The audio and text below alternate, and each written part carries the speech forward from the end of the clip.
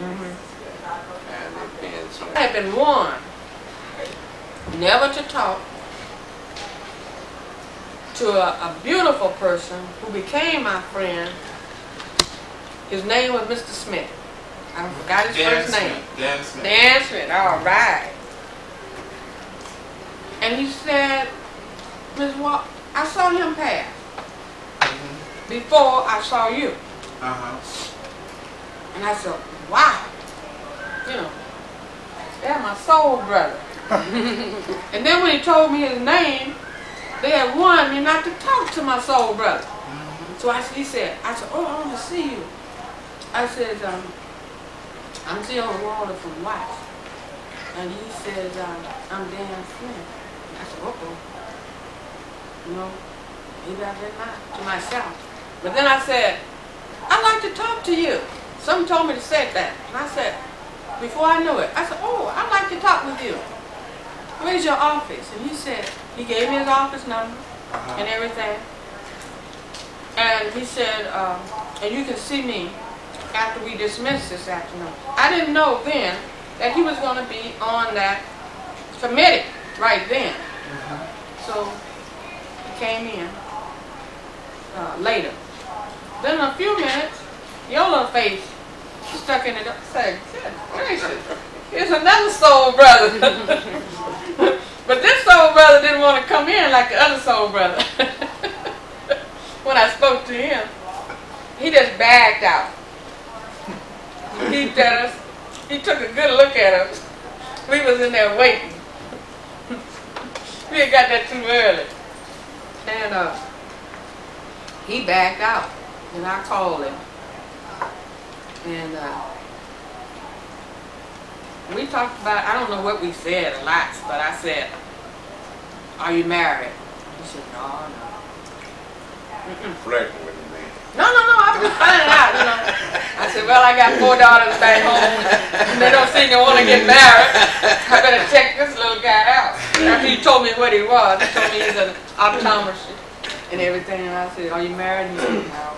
Looking out for your daughter, your beautiful daughter. So after he told me he was an optometrist, I said, oh, we can use you.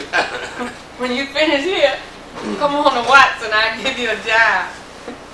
He said, okay, we wasn't even community control then. I'm telling him I'm going to give him a job. Couldn't hire nobody. He just laughed and said, okay. But that afternoon, when I finished,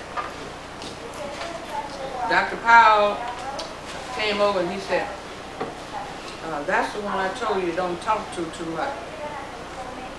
And I said, oh, well, I got an appointment with him. But I didn't tell Dr. Powell when. So soon as they started talking, I asked, no, I didn't ask him, but Mr. Morgan went with us. He was the treasurer at that time when I was chairman of the board. So he saw me going down. I come out and I went down and I was fixing to turn. He said, Miss Walter, where you going? And I said, he thought I was gonna get lost in Washington in that building, old building. So he said, wait. He wouldn't let me go by myself. I said, I'm going to talk to Mr. Smith. You know, we talked to Mr. Smith from about 5:30 to about 8. He looked at his watch and he said, Miss Walders, it's 7:45. He said, my wife gonna kill me. I gotta go. He said, but I want to finish this conversation with you. And he said, now, I ain't never heard in the history of OEO letting no community of 17 community people and we had 6 professional people. He said, It has not ever happened before. That's what he told me. Sure has. He said, and this time I got to see this. He said, but since you seem so nice and you don't sound like you're lying. He said, tomorrow, I'm not going to say a word. See, we had talked all that day and hadn't gotten anywhere. And we were supposed to start again the next morning. And he said, and when you go in tomorrow, he said, I'm not going to say a word. So, Mr. Morgan and I were so late getting back to our hotel. Dr. Powell and Mr. Cole and Dr. Bailey. Right. Dr. Is Dr. Bailey still here? Sure is. Sure is. Oh. He can vouch for me. So we took pictures. And that's something else. We had a lot of pictures we taken up there. Yeah, I don't know where it is right now. That's why I say I hadn't did my homework, because I moved. And my briefcase with all the whatnots and things that I got during the time I was working with them. But anyway, they was afraid. They had gotten afraid. And so the next morning, I didn't answer, they had left for me to call them. When I got in my room, I didn't even call them. I said, I got to rest now, I got to get ready, be prepared for tomorrow. So they got Mr. Moyer, and Mr. Moyer told him that I had talked with him, and he just had sit there. He said, because I went with Miss Waller because I wouldn't want him to go by herself. And so they told me, I said, no. I said, you know what? That man helped me. You know why he helped me? Because he asked me every question that committee asked the next day. And I was prepared. Otherwise, I wouldn't have been prepared if I hadn't have met with him. Because I would, he made me aware of what they were going to ask. Because he was asking in order to go back to tell them. See? And I answered them to the best of my ability. And truthful and honest. But I had an opportunity to think about it and to do it more impressive the next day. So I looked at him across the table when I was talking, and I gave thanks to the Lord. I said, oh, Lord, thank you. That's my friend over there. Because he have helped me to answer all these questions that I wouldn't have been able to answer by meeting with him. So we became friends, and I would communicate with him. Yes. And talk to him. And then at the end, they did him kind of dirty. They sure did. You remember that? Oh, yes. And everything I told him, they had warned me. So I told him, I said, now, I'm grateful that you helped me. And I hope what we have said won't go any farther than you and I. And I said, and I feel that you are loyal to us. I said, because if you're not, I said, one day you'll regret it. I said, because it is put here for us to help each other and to serve each other. And I said, and everything I've told you, you can tell it again if you want to, because it's the truth. And the things I didn't know, I told him I didn't know, but I'll find out for you. And every time I would go, I go to his office and I talk to him. And the last time that I visited, he was very depressed because they had just really walked all over. Right. They had moved him out, I think. I don't know about it, but he told me, he said, Miss Waller, I'm telling you, when I said, you can do everything you want. And when they want to get something out of you, they lay out the red carpet for you. They boost you and make you feel like you're great. So you can tell them everything. I said, but if it's against your people, you don't tell it. You don't talk about your director. You don't talk about your doctors. I don't talk about the son. I don't care what. When somebody come and tell me, because if you talk about it, then you are not doing anything but just carrying it right on. I don't get angry. If I'm angry about something, you'll never know it. Because that's a trait that my father taught me when I was a baby almost. It's self-control. Don't never let anyone know your pet peeve. Otherwise, he said he'll step on your toes all the time. So I remember this when I was board chairman. To never get angry. Think before I speak.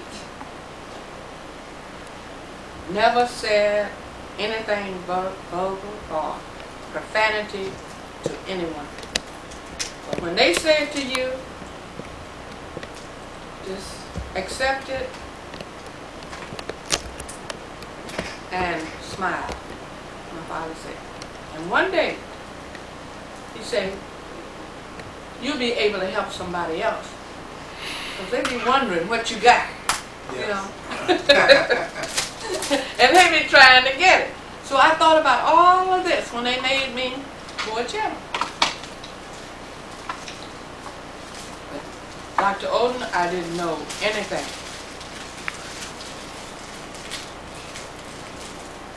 I just didn't want to be it. Who convinced you to become board chairman? I wasn't convinced. I was put in the seat and was denied to get out of it. Do you remember that, Mr. Bailey? Yeah, I remember. Put me in it. Elected.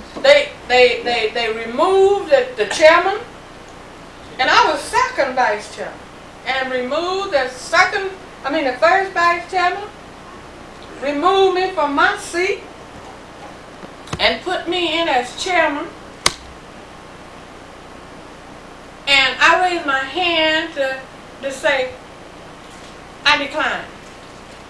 Remember Attorney Raymond Johnson? Yeah. Ah, you can't decline. He said, it's just like a president, you know. If the president died or something happened to him and such, they said, oh, you go right on down the line. And since the first vice, they didn't, wasn't qualified. And then I said, I can. He said, no ma'am, Miss Waller, you are out of order. You just sit there, your turn is coming. And I sit there and waited for my turn to decline. And by the time it was my turn, they wouldn't even let me out the seat. They said, no, you gotta keep it. So I said, well, okay then, if I just gotta keep it. I then said, I gotta have someone to help me and to give me advice. And I said, only somebody I can think of that can do that and help me would be Attorney Moulton. He grew up in Watts. He was attorney for Watts, and he was coming often because he was concerned. We had hired him to help us with the bylaws. And I said, if the board agrees, we'll hire Attorney Moulton. And then I won't mind doing it. And the board agreed. I said, wow. I got somebody now. I said, I'll keep it. They said, you're going to keep it anyway. What year was that? That was in 19... Let me see, we didn't open until... We opened in 67. We didn't open until 67. So this was like... No. This was before the center opened because I was president then. Remember I did the welcome? And that's something I kept. I kept that welcome because I had to write it myself. So if you want a copy of it, you can have it. You did the welcome when Sergeant Schreiber was there? Right. That was September the 14th, 1967. No, September the 16th. 16, excuse me. Okay, Yeah, I know that. All right. I'm trying to remember. I think I became president in June. I don't remember exactly when Mr. Wills and Maurice Wood went to Washington. But they disagreed on something, and Dr. Tranquart. And when they came back, they had a misunderstanding at a board meeting. And he was chairing the meeting, and he said something, and I don't remember exactly what he said, but Mrs. Woods got angry too. And he just hit like that, and he said, dismiss. And told me Jacket. And they brought a grievance against him and wrote a letter. Yeah. And when I got there that Saturday, we were meeting in that prefabricated building, you know, where we would meet up until the sun opened. And when I got there that Saturday, I was a little bit late, and they had already decided to make me chairman. And I don't really know when they decided that, but they had already called Dr. Georgia, and the phone rang before I was even made chairman for her to speak to me, and they wouldn't let me go to the phone. And they said when she finished chairing this meeting, then we will call you back and let you talk to her. And when I went to the phone, after I got through chairing the meeting, I couldn't get out of being president. She says, congratulations, Mrs. Walder. You're the right person for that job. And I said, oh, Lord, how could I be the right person and I don't know anything, you know? And she said, but you're willing to learn, and you'll be good. And I said, thank you. And I said, then I thought, I said, now that phone rang way before they even made me chairman. And she was calling to congratulate me. She thought I was already made chairman, so I said, oh, they done tricked me. They got me. And I didn't have sense enough to say, you know, decline. So then I was trying to tell the board to not to take these other two people out of their seats, or from chairman over, you know, the committees. Who were they at that time? Do you know? Yeah, Mr. Wills and Mrs. Maurice Woods. These were the two people that was president. He was the president, and she was first vice, and I was original second vice. If you see the original corporation papers, you'll see my name on as second vice. And the only reason I accepted second vice was because I thought I would have a long enough time to learn something. But I didn't get a chance to learn anything before they was taken out of their seats. On the job training. So here was the way. Then I told them, I said, when they said, now it's your turn, and I was saying, well, I just want to decline. They said, you can't decline. I said, well, then can I talk for the other two? I said, because as community people, we are here to do a job for the total community. We have been selected to do this job. Let us do it right. I said, don't take them out of their seats, especially these two people that have had a high position. At least let Ms. Woods keep her first vice, and Mr. Wills at least second vice, you know. Don't just make them members, but let them hold an office. And I said, because this is a first offense, and I think this is too great of a discipline. They said, it's up to them. So someone on the board, one of the members, jumped up and motioned that Mrs. Woods be replaced as first vice president. Remember that, Mr. Bailey? I don't know who did that, but it's in the minutes. If you got the minutes, it's there. And you can find all the minutes in that big book. And she declined. And after she declined from that, then I don't remember when the board gave her another opportunity to serve as an officer. That was Johnny Tillman was there. She was the acting chairman at that time when she got, or prior, before I came there, it was my understanding that she was. Oh, that was before they elected official chairman. Right. Mr. Will is the first one. He is on the corporation papers. Right. His name, Right. Mrs. Annalise Wood, and mine is the third. On the original papers for the Watts Health Center.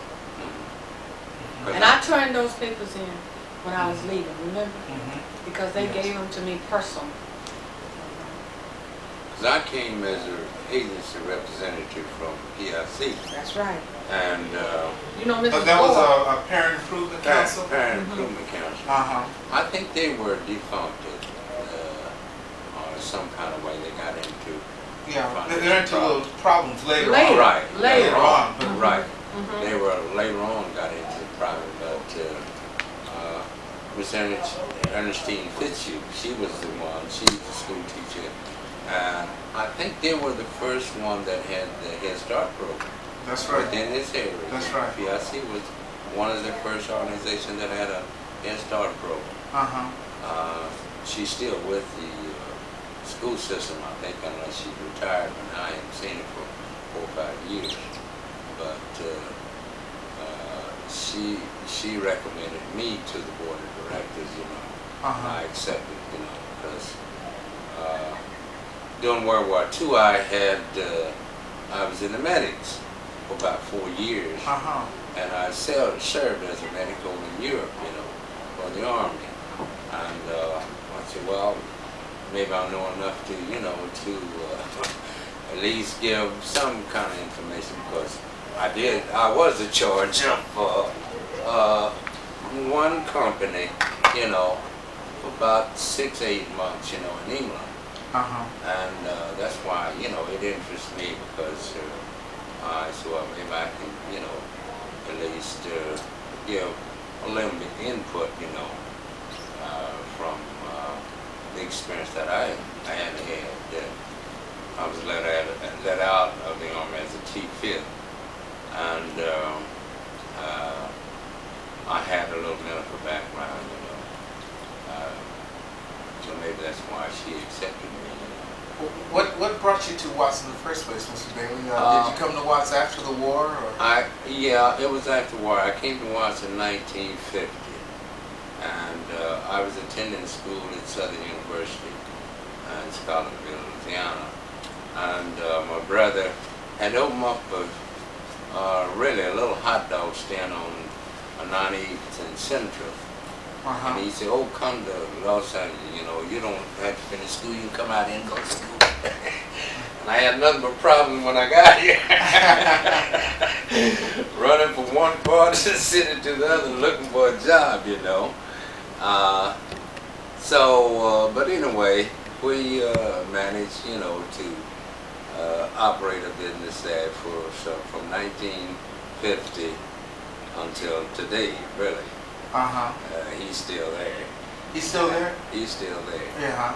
And he retired, but he's one of these die-hard fellas. He won't give up. So. Right. But anyway,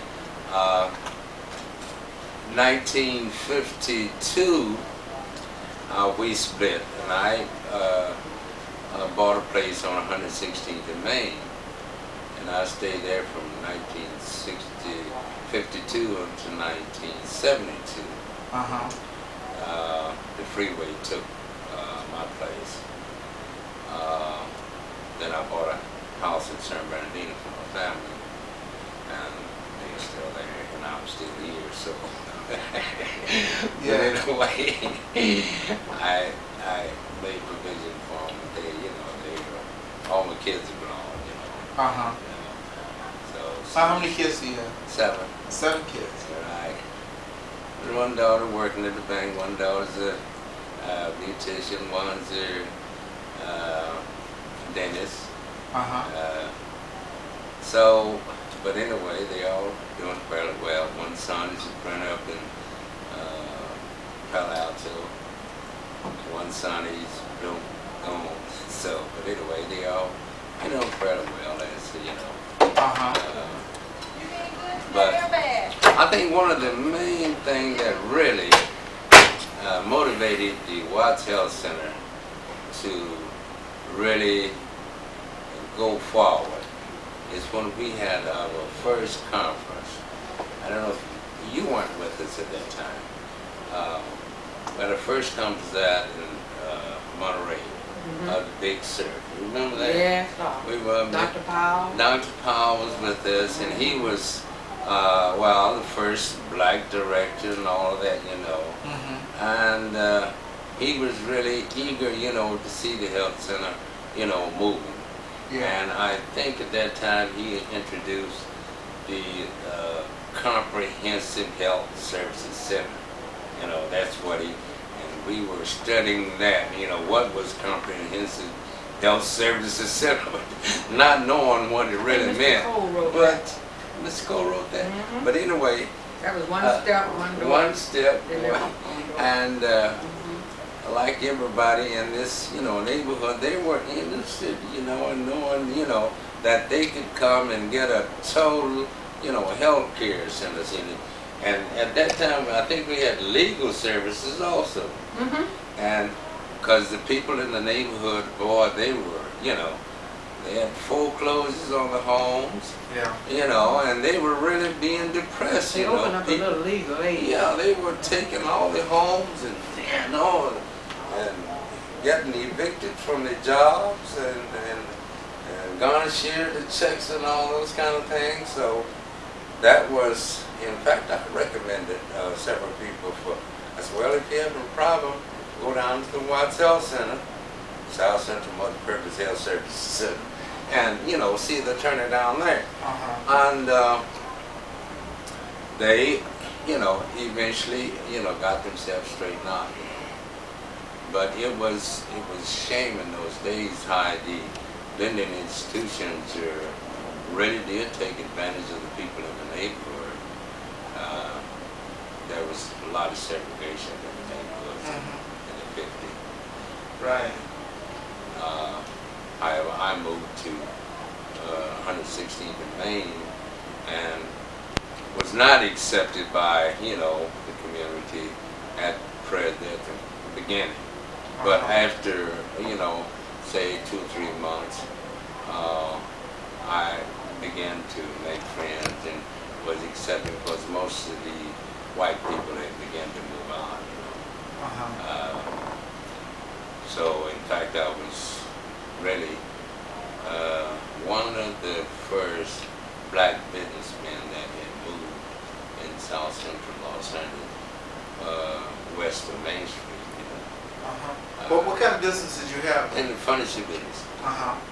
It was a branch from my brother's store on Central, and I moved there in order to acquire a home for my family. And there's an opportunity to open up a store, so I did. So I stayed there up until '72, when the freeway said they were going to take my place. And so it was really a rewarding experience. And after I bought my family a house out in San Bernardino, I continued to stay there until the freeway did take me out. Then you opened up a shop on 103rd Street. 103rd Street, right here on 103rd in Wilmington. My nephew and I are together, and so I've been there for about 6 years. What do you remember back in August 1965, when the rebellion shook Los Angeles? What do you recall of that time? I was on 116th in Maine at that time, and I knew that there was, really a lot of people being oppressed, by mostly businessmen that were in the community. You didn't have too many black really owned business in that time, but the people were really being oppressed by foreclosures, and all those kind of things.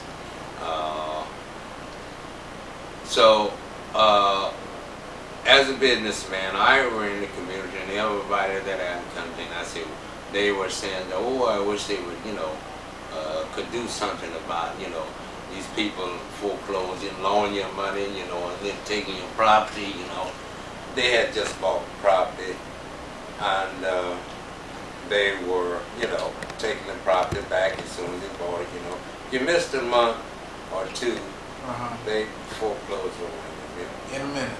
in a minute. So, But when the really riot broke out, I was there on the 116th of May, and most people, the fellows that I guess whoever were responsible for the riot, they would come by and say, put up a sign on your building, blood brother, and those kind of things.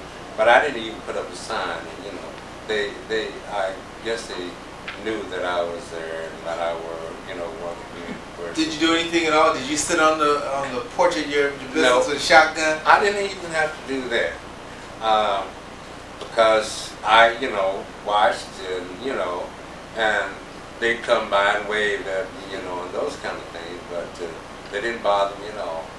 Didn't bother my business at all, And next door, there was a Chinese grocery store on the corner for me.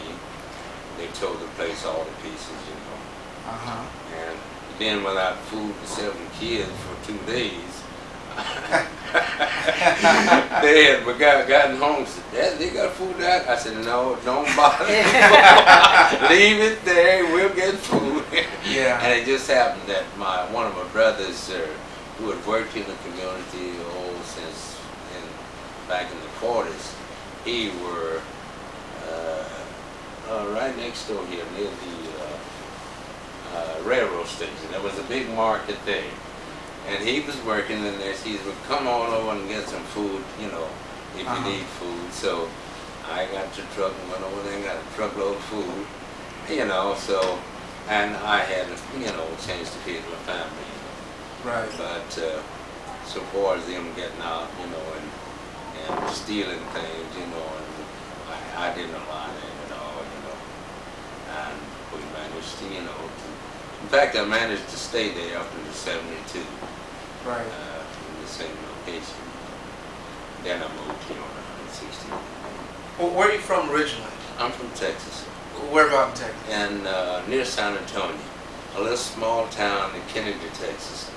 Kennedy was the name of the town? You're right. Or were you near Kennedy? No, I was in Kennedy. Oh, okay. We moved from Kennedy from DeVille, Texas, which is a little small Indian reservation there. I think we moved there in 1929. And I went to school in Kennedy, finished grammar school there. They didn't have a high school, so I had to go to Cameron, Texas, which was near my hometown, in order to get a high school education. So, after getting a high school education, I got a scholarship to Southern University as an athlete. Good one, too. Is that right? What sport? Football. Yeah, I was quarterback. First year, I got my finger broke, On your throwing hand? Then I'm throwing it. Uh-huh. Right. So, from there, the Army got me. Because I had been out of school for about a year, maybe 2 years. And I was at the draft age. So Yeah. I went in the Army, they placed me in the medics, made me a doctor. So, Dr. Bailey. Dr. Bailey, so, but anyway, I enjoyed it, and came back and came to California in 47, and got a family in 48, and they just started coming from every which way. Tell me, Mr. Bailey, what do you remember about Watts back there in the early 50s? About the clubs and the movie houses and so forth? They had a club right here on the corner of Brown. I think it was on Brown and 103rd and Brown. There was a club there. There was one on 108th and Central. There was a plantation on 108th. And there was one movie place here in Watts. I think it was on Wilmington. This side of Wilmington was What? the theater. We had two theaters before the 50s. We had the Linda, which was original called the Jaeger. You know, the more Spanish people went, and the Largo Theater. When I came here in 35, they had both of those. And, So, and they was there when you came. Right, they were there. And let's see, in fact, one of my younger brothers worked at the Largo Theater. There. He was, you know, he had some film experience. He worked there, you know. And of course, the churches, you know, was still many churches here, and maybe like they are now, you know, made them continue to grow and grow and grow. I myself joined the United Christian Church on 42nd in Avalon. I've been a member of that ever since I've been here. So, and I guess they wonder why I don't come to church anymore, but I took my kids to church, you know, all the time. You know, so, Faithful member. Yeah. So you do back, huh? I'm due back right now. So. Ms. Walders, 1935 is where you came to Watts? Yes. Where'd you come from? When I left Mississippi, I left Greenwood, Mississippi. Greenwood, Mississippi. But I was born in Lexington, and we moved to the Delta, which was called Kruger, Mississippi. I attended school in Mount Bow, Mississippi. Don't throw away my meat. For 2 semesters, and then I attended Greenwood before I left there. And we left there on the 21st of March, 1935. We arrived in Watts at the Watts local track at between 7 and 7:05. I think my father said it was 7:03. On a Saturday night, March the 31st, 1935. And my father had never seen a Watts local streetcar, and we had never seen a streetcar. And he thought it was a train. And it was 19 of us left Mississippi. 19 people with babies. How many families? One family, just us. But you know, my 3 oldest sisters was married, and they had their husbands. All right. And their 2 or 3 children, and my mother, which had, you know, my mother had 11. So I'm one out of the 11. I'm the 5th girl. I'm the 5th child. There's 4 girls older than me, 4 girls younger, and 2 brothers younger than I am. And let me put this in. I always do this. And I always call myself the meat, because I have 4 sisters older, 4 younger, and I call them the bread. And I'm the meat end. You're the meat end. And my father always loved meat, and he didn't like bread. And since I called my sisters bread, I had one sister that's 11 months older than me, would cry every time I said, "Daddy loves me the best, because I'm the meat." And she would start, "Ah!" And she would run just crying to Daddy and say, "Daddy, you love Betty better than you do me." And he said, "No, why? You love me." And he said, "Oh yeah. Better than bread?" He said, "Oh, I can do without bread any day." And she would go and just cry. And I would laugh, you know. I was a big teaser back then, just among ourselves, because we didn't get a chance to play with anybody back in Mississippi but myself. And little sisters and brothers. And we were trained to love each other, to be loyal to each other, support each other. And even today, if I'm taking a trip, and I let my sisters know they're going to all come and give me something. They help the one that need help, because we grew up on a farm in Mississippi. And we stayed there until I was 14, but we would always go to school in Greenwood. My father would rent a home, a little apartment or a little house. And one of my older sisters or one of my aunts would live there during the school year. And by the way, we never did get a chance to go to school the whole term, because we lived on a farm and we raised cotton and corn and cane, and my father had a candy mill where they make syrup and all that stuff, so we had to work in the field and pick cotton up until October. So around October the 9th or 10th each year, he would rent this little house, and we would go to Greenwood, and we would stay there, or either Mount Bow, Mississippi, the all-color town, and stay from October to April. Come April, the middle of April, you have to start chopping cotton and corn and all this stuff, so he was taken out. And we had to do our work through the mail in order to pass. You know. And I did pretty good. We would always pass, and I think a lot of times they just passed us because they felt sorry for us. Because I found out when I got here and started to Jordan High School, I failed English. And I had to take immediate reading. And I'll never forget, a little friend told me, he said, "Zeola," and I said, "Yes."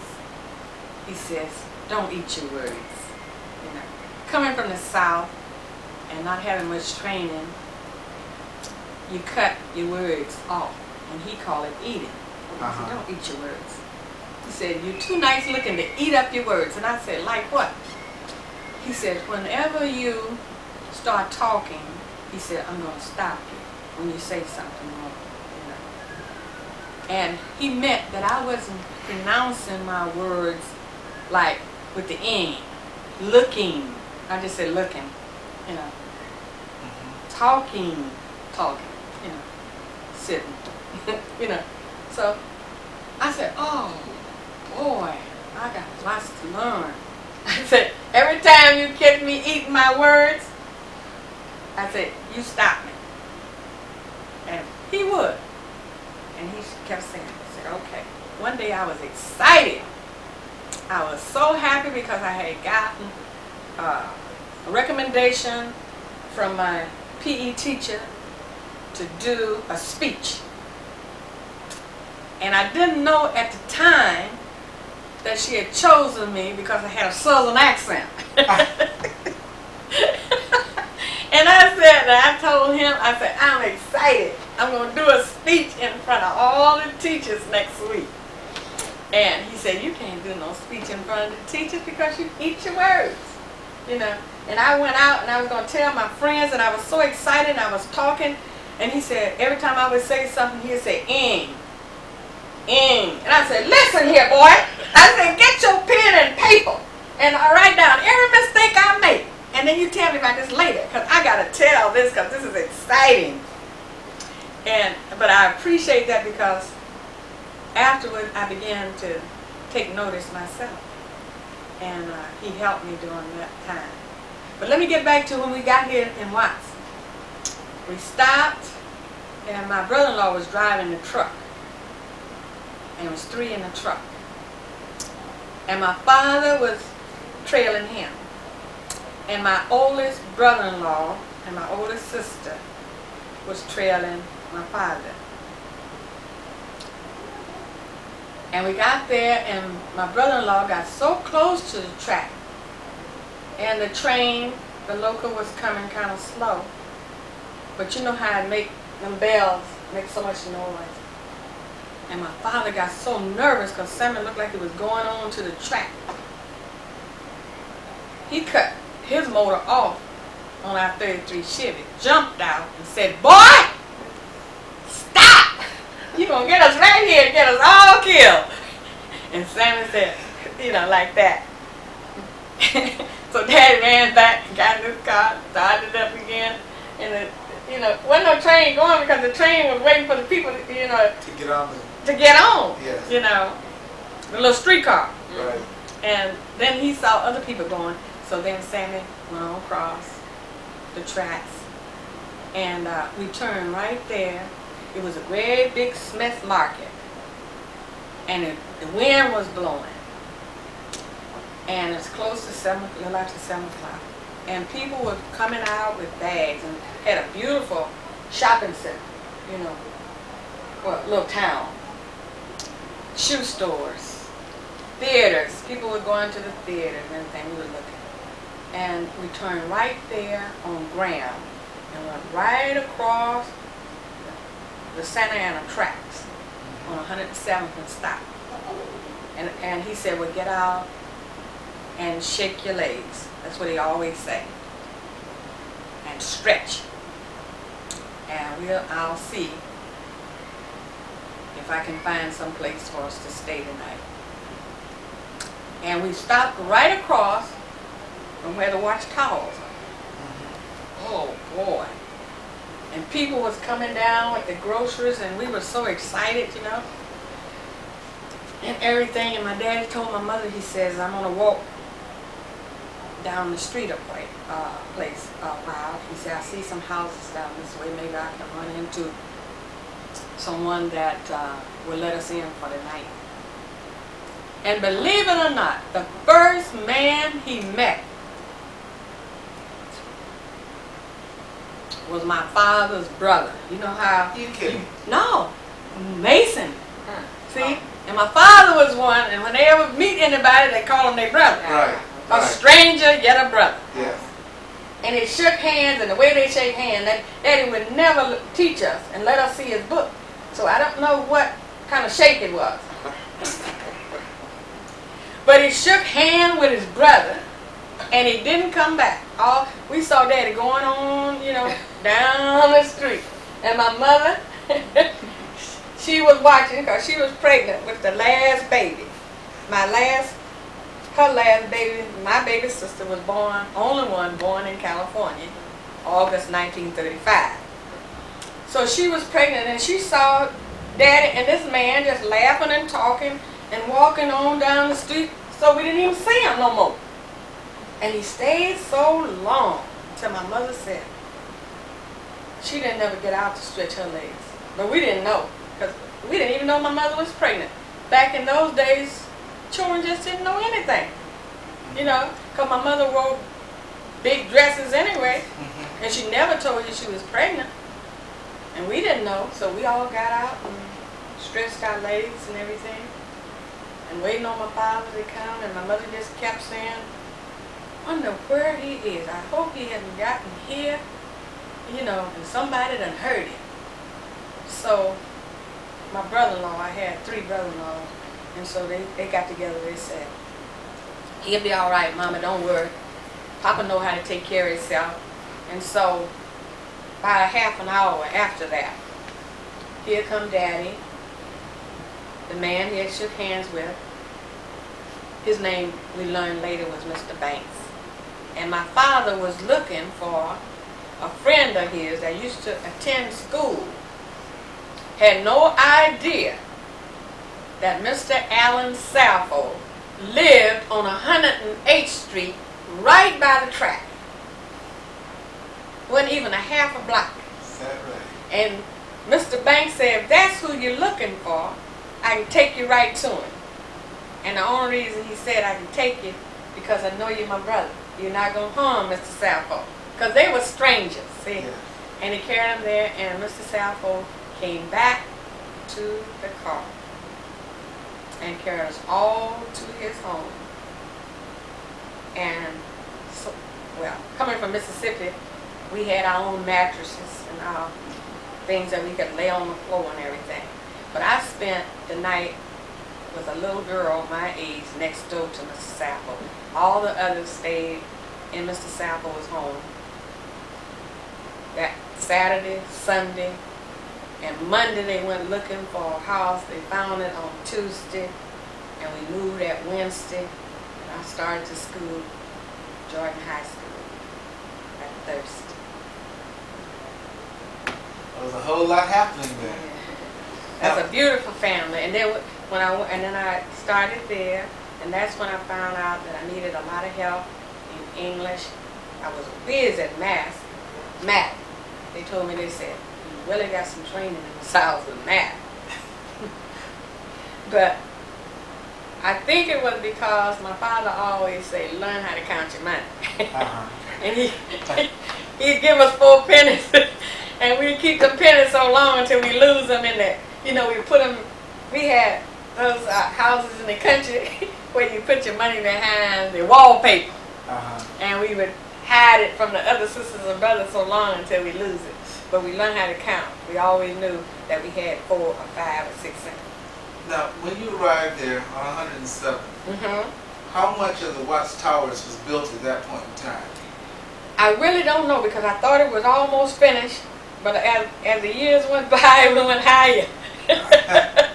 And I thought it was finished because we got excited, because they were kind of shining, Yes. and right at dusk dark and everything. So I don't really know how many more years that Mr. Rhoda put in that.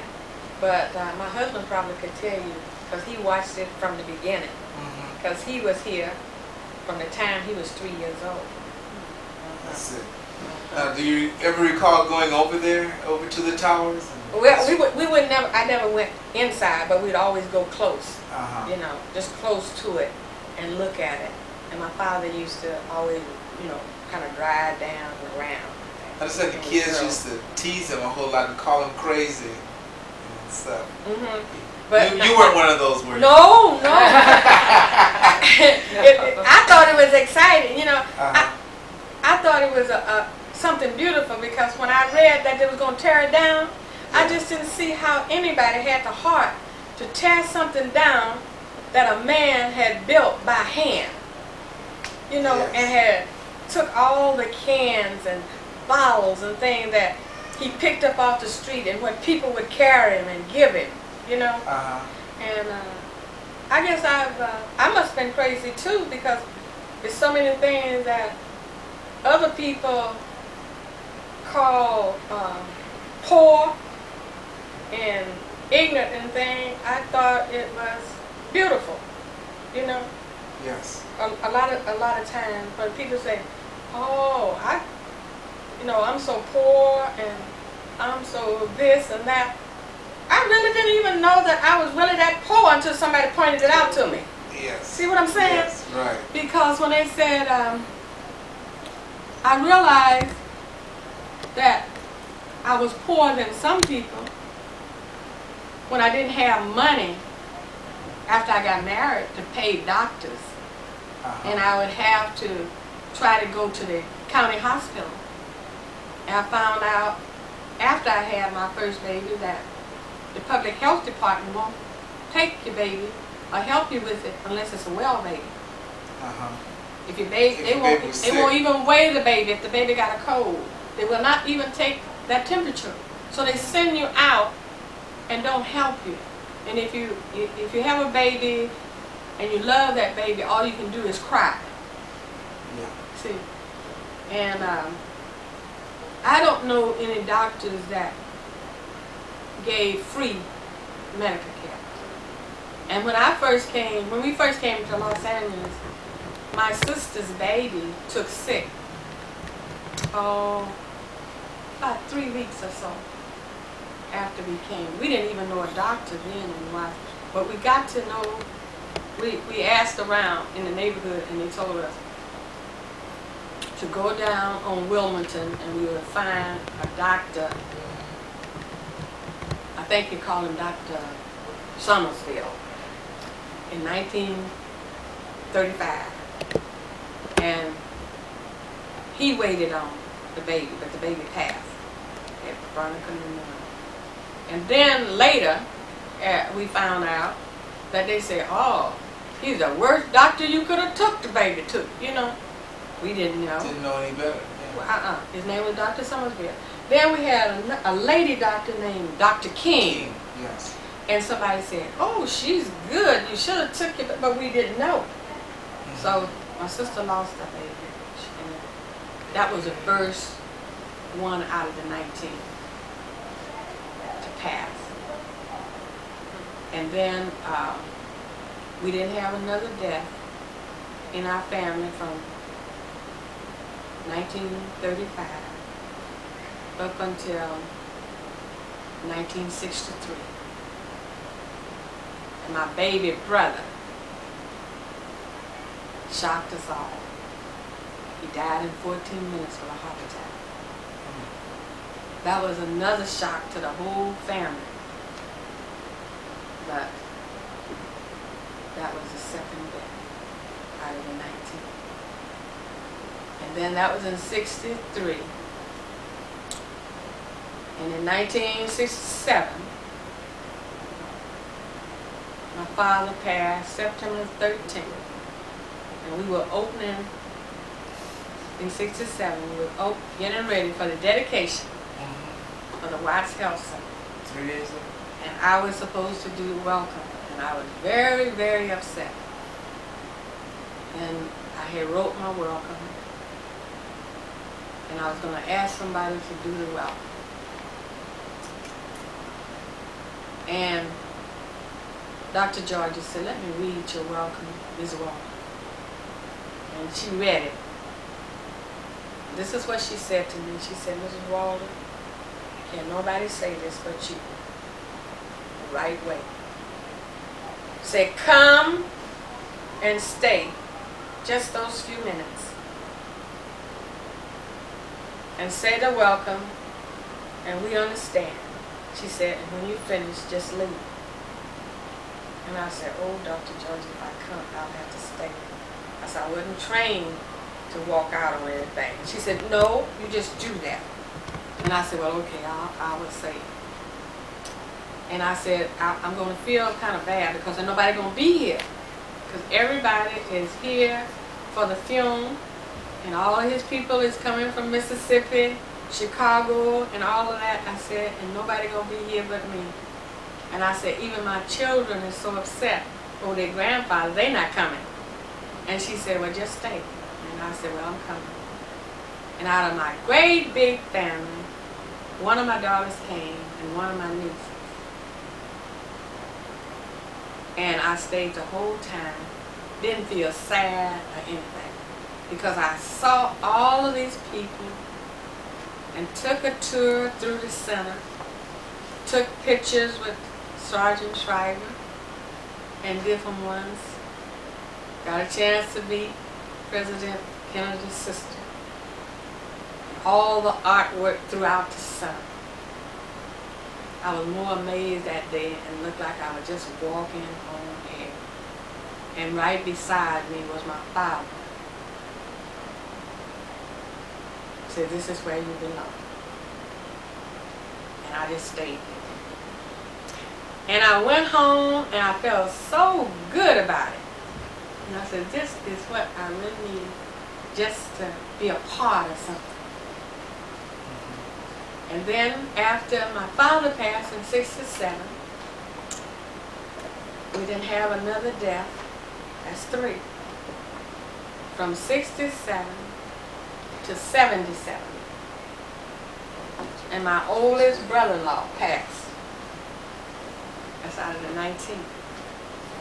I was in 77. In 1978, I lost my sister, the number 8. She was number 8. She's younger than I. In 1978. And then, in 1982, I lost my mother. That's 6 out of the 19, which leaves 13 of us that made the trip from Greenwood, Mississippi to Watts, California. We're still alive. 51 years. We'll be 51 March the 31st. Not quite yet. Not quite, just about. So if I make it to the 31st, it'll be 51 years. And all of us have lived in Watts and still living around Watts, except 2, and they're not too far. My baby sister lives in Oakland. She just lost her husband. That's why I told you had a death in the family. She's the baby of all. She made 50, and we'll be making 51 In August. 11th. So she's already 50. Her husband was 52. And I had no idea that he would be gone before us. Me. Because I'm on up there. Even though I'm number 5. and as I think about it, you know, not any of them over me has passed. They all are below me. My baby brother, you know, and my sister, my baby sister was saying to me one day, she said, the Lord saw fit to skip me and take my brother. See, be up and right next to the baby. Then the next time he visited us to take a sister, he skipped the next sister and got the other sister. He skipped her. So she said, now if he keeps skipping every time, I gotta count. She said, I gotta count this thing up to see where I'm gonna be. Because he didn't take the baby. He took the next to the baby. Then the next time he skipped Naaman. That's what she was saying. And they took Bertha. See, instead of taking number 9, he took number 8. So she said, now the next time, if he skipped number 7, he gonna take number 6. And then when he did it, she said, I just want to keep going to see when they gonna get back to me. So we have a big laugh over this, you know, because we are counting our little family, you know. That's my immediate family, and most of them was here for the dedication, except 2, I think.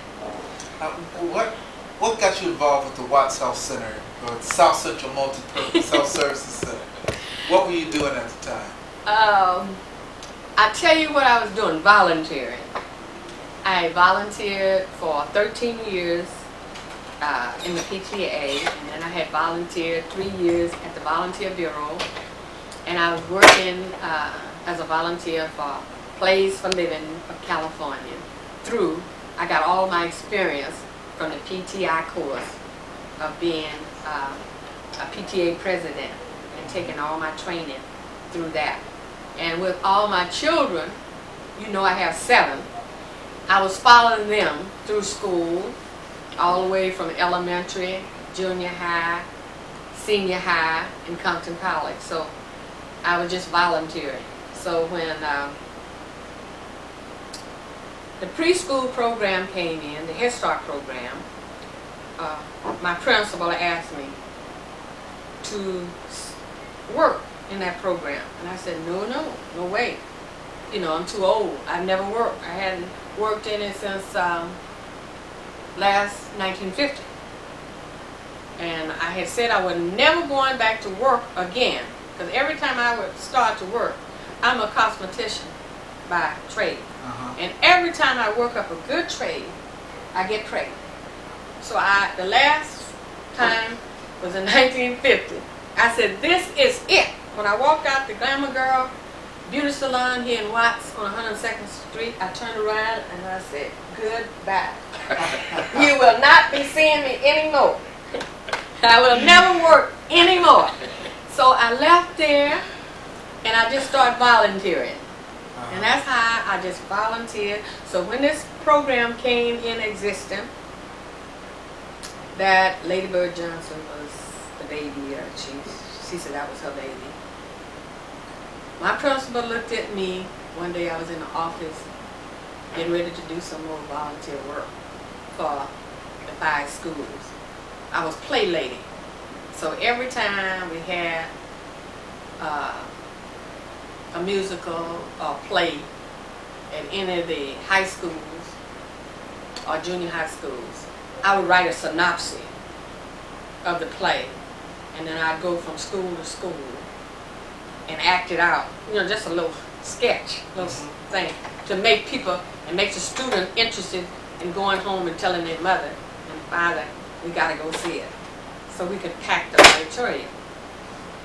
And so when this program came in, Mr. Taylor says to me, "It's a shame, Ms. Wall. You don't want to work, you don't want to do anything to make a little money." He said, "You done volunteered 13 years, you know, doing for free.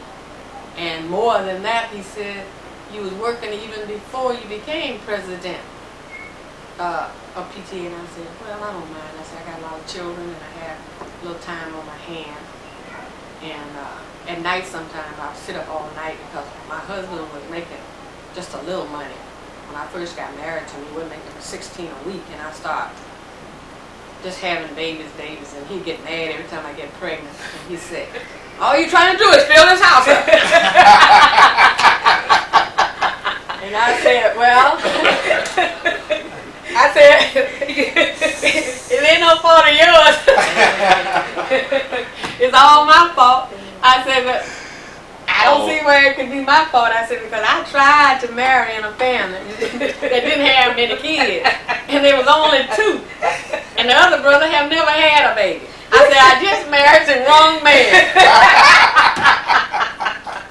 And so he would laugh, and you know, he'd forget it, but he'd fuss at me the whole time that I'd be pregnant. Every time he'd look at me, if I was laughing, he'd shake his head and say, "Good grief." But anyway, let me get back to this. After he put my name on, I didn't want to be on it. This is how I got hooked on everything. He put my name on to be PTA president. I was very happy just being a member and doing my volunteer work. But he made me the president. And then he put me on for the Head Start program because I had volunteered so many years. And I didn't want to be on that because I thought I was too old, and I said, "You ought to get a lot of these young women that are coming out of high school and let them work and help. This will help them to pay their way through college." And I'm going on my vacation with my husband, I say, because he's off, you know, half of June and half of July, and I won't be back. He said, "That's fine. Your job will be here waiting on you when you get back." I had no idea it would be waiting on me. But he had signed me up to work as a teaching assistant in the summer of '65 when that program had a pilot program. So I worked there, and then when they got ready to open up the center, this is how I got. These are the steps. Mr. Taylor